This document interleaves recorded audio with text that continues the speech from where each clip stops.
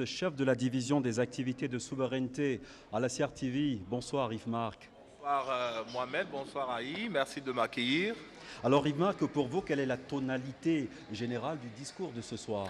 Écoutez Mohamed, une Coupe d'Afrique des Nations de football organisée au Cameroun en l'honneur de la jeunesse camerounaise et africaine et qui débouche sur une autre fête, la fête de la jeunesse, la 56e édition. Comme la Providence sait si bien faire les choses, de toute évidence, il n'y avait pas mieux comme ordonnancement pour célébrer cette année la jeunesse de notre pays et clôturer ces 3 semaines de grande ferveur que le pays vient de vivre. Au centre de l'action, naturellement, comme à l'accoutumée, le président de la République, Paul Biya, qui en guise de bouquet, le bouquet de clôture s'entend, est venu ce soir, 10 février 2022, honorer ce rendez-vous traditionnel avec sa jeunesse, parler à ces jeunes. La question, j'imagine, est d'emblée celle de savoir comment est apparu le président Biya ce soir.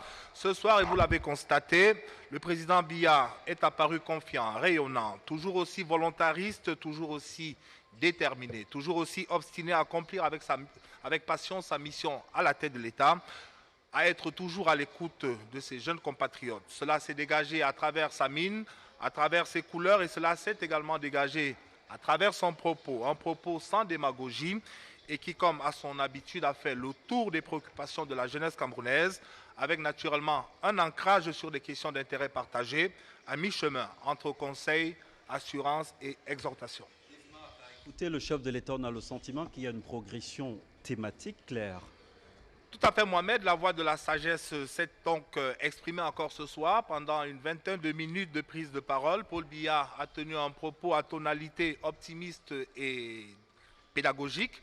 Optimiste pour célébrer la bonne organisation de la 33e édition de la CAN qui a permis de présenter l'authentique visage de notre Cameroun dans toute sa beauté, dans toute son hospitalité et sa grandeur. Optimiste pour dire à la jeunesse camerounaise de croire en elle-même. Le président Biya s'est également montré pédagogique. Pédagogique pour mettre cette jeunesse en garde contre les travers, ces travers à travers lesquels certains jeunes se font hélas remarquer. L'incivisme, l'irrespect des aînés, les dérives dans les réseaux sociaux, la vénalité.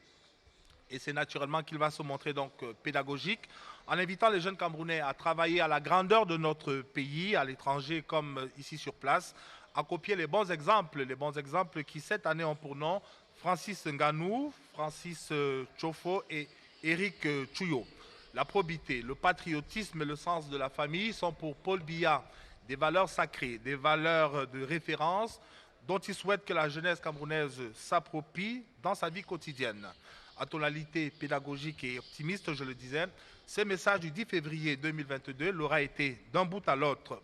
Petite phrase du président Biya ce soir, notre pays se transforme chaque jour davantage. Qui pourrait soutenir valablement le contraire, Mohamed? Autre axe majeur de ce message à la jeunesse, c'est l'emploi jeune ou encore le chômage des jeunes. Pour le chef de l'État, le chômage demeure une urgence, une grande cause nationale, un cancer social au regard de ses méfaits. Disons-le clairement, au-delà de l'absence de revenus, le chômage entraîne toutes sortes de vulnérabilités, la délinquance, la drogue, l'exclusion, la perte du statut social et j'en oublie. Mais face à ces effets néfastes, le président Biya est-il resté les bras croisés? Évidemment que non. Il tient toujours l'objectif. Et pour s'en convaincre, on se rappellera que de nombreux projets et programmes existent tous orientés vers l'employabilité jeune, mais sans doute que pour la plupart de ces programmes, il y a une véritable action de communication à mener. Mais ce soir, le président Biya, toujours à l'écoute de sa jeunesse et qui sait que la lutte contre le chômage est une lutte qui n'est jamais achevée, que le chômage, tel une pieuvre, n'est jamais totalement vaincu. Ce soir, le président Biya vient proposer une nouvelle démarche et de nouvelles recettes. La démarche pour le chef de l'État ce soir consiste à trouver des solutions nouvelles à partir des attentes et des besoins exprimés de diverses manières par les jeunes. Quant à la recette, elle consiste pour lui à adapter l'offre de formation, à adapter toujours l'offre de formation aux attentes, aux besoins des demandeurs d'emploi. D'où la création de nouvelles universités qu'il évoque dans son message et de diverses formations offertes pour des métiers plus attractifs et d'avenir. En tout état de cause, il s'agit sur cette question sensible de l'emploi jeune de toujours anticiper sur des solutions justes et innovantes afin que cette question ne devienne pas un boulet. Merci Yves-Marc Medio, éditorialiste. Avant peut-être de vous libérer, Yves-Marc, ce que les jeunes retiennent d'un tel discours, ce sont les grandes annonces. Peut-on les récapituler? On ne saurait évidemment éluder les bonnes nouvelles, Mohamed, les grandes annonces dont les jeunes sont généralement très friands. La mise en place d'un fonds de garantie en faveur des jeunes entrepreneurs à travers lequel le gouvernement va permettre aux jeunes entreprises et porteurs de projets de disposer de la garantie nécessaire pour lever des capitaux et obtenir divers concours financiers. L'autre grande annonce tient à la création dans le cadre du plan d'action prioritaire à l'horizon 2030 de 600 000 emplois par an grâce au concours des collectivités territoriales décentralisées. Et s'il ne fallait retenir de ce message qu'une seule phrase, eh bien ce serait sans doute pour moi celle-ci. Je ne saurais terminer ce message sans vous redire combien vos problèmes me tiennent à cœur et ma détermination et celle du gouvernement à y apporter des solutions. Yves-Marc Medio, éditorialiste, chef de la division des activités de souveraineté à la CRTV. Merci pour cette première analyse à chaud. C'est moi. Et comment résister à l'envie de vous souhaiter bonne fête de la jeunesse? À vous surtout. Merci. Thank you very much to me, myself, and messages there which will no doubt rekindle the hope of Cameroonians youth who are listening to, who listens to the head of state this evening. And if you are just joining us on the national radio and national tele, know that this is a special program coming to you all the way from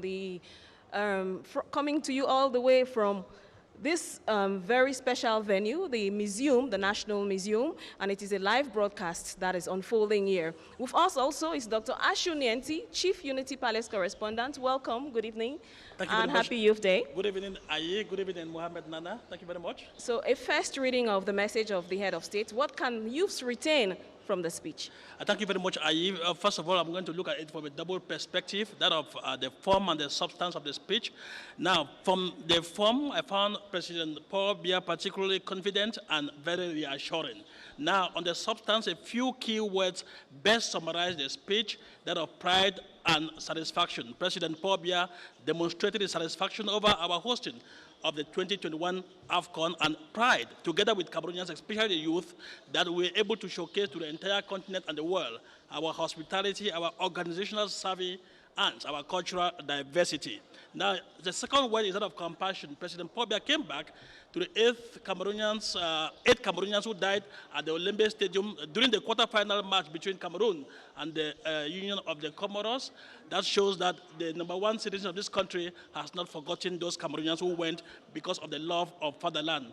The other word is that of fair play. President Paul Biya is intimating the youth to show a lot of fair play. We didn't win this time, we did well. He acknowledged that, but he said, in such circumstances, we have to demonstrate that Cameroonians are football lovers who have a lot of fair play in them. The other word that characterizes the speech is that of hope. President Paul Biya is giving hope to the Cameroonian youth, telling them that the government has done much for them. In spite of all the challenges, the difficulties they are facing at this particular moment, they shouldn't lose hope. And he recounts all what the government has done and the things that the government still has to do, like the creating of the Solidarity Fund for those who will begin startups, the employment capacities for the next up to 2030 of about 600,000 jobs. So these are things that are making President Paul Biya to tell the youth to have hope. Then the last word that summarizes his address this evening is that of a call for patriotism, asking the young people of this country to show patriotism. They shouldn't use their own hands to spoil the good name of their country. So basically speaking, that is what President Paul Biya said in that speech that lasted less than 30 minutes. A message of hope, a message of promise. But Ashu Nienti, some youth still think that despite what has been said, all the good things that have been said, they still face lots of problems. So is this not some kind of a contradiction? Not at all. The youth of this country are not looking for somebody who claims to have a magic wand to solve all their problems. No matter how talented you are, you cannot solve all the problems that the youth in this country face.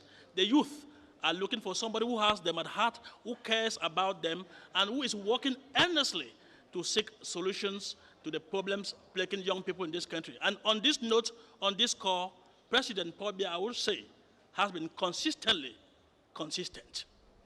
The use of social media, Ashu Nienti, Chief Unity Palace correspondent, was again a major concern of the president in his message. What really should be done to ensure that youths responsibly use this tool, which is really largely for their benefit?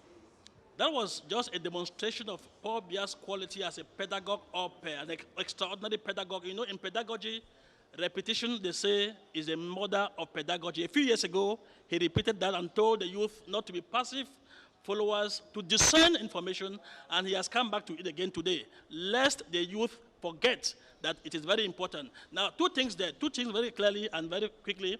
One, he is reminding them of the law of cybernetics, which is garbage in, garbage out. What you put in is what you bring out. If you sow in hatred, you reap hatred. If you sow in love, you reap love. So that is what President Paul Biya is telling them. And finally, he is asking them to have a spirit of discernment. They should be able to know what goes in to the social media and what shouldn't go in. The kind of conversation they should have and what they shouldn't discuss. They shouldn't have conversation that will bring down the reputation of the country, that will bring down and rub in mud the name of the people of the country, their leadership, but they should bring in things that will help them to share knowledge. They should help them to communicate, social reliance, and of course, to be able to solve their educational problems. Moreover, social media as an imprint, and this follows you, you just said it, wherever you go, every time, everywhere in your life. Ashu Nienti, Chief Unity Palace correspondent, thank you very much. And once again, yes, thank you very much. And before I go, let me just take the wings out of yourself to say I'm happy to share the same podium with our full left back, Nuhu Tolo. Congratulations on the wonderful performance during the just ended AFCON. You took the words from us, Mohamed. We have a new guest. Qui nous a rejoint sur ce plateau, Lion indomptable, crinière au vent. Bonsoir. Bonsoir à tous. Dans ce message présidentiel, nous, Ntolo, on l'a entendu, le chef de l'État félicite chaleureusement les Lions indomptables pour leur belle odyssée durant cette Coupe d'Afrique des Nations. Comment réagissez-vous à ces félicitations qui viennent du premier sportif camerounais? C'est toujours un plaisir de pouvoir recevoir ce genre de message venant de son Excellence, Monsieur le Président de la République. Nous sommes très contents et nous sommes conscients de ce qui s'est passé. Voilà. C'est vrai qu'aujourd'hui, nous sommes dans une Coupe d'Afrique, on ne va pas dire exceptionnelle,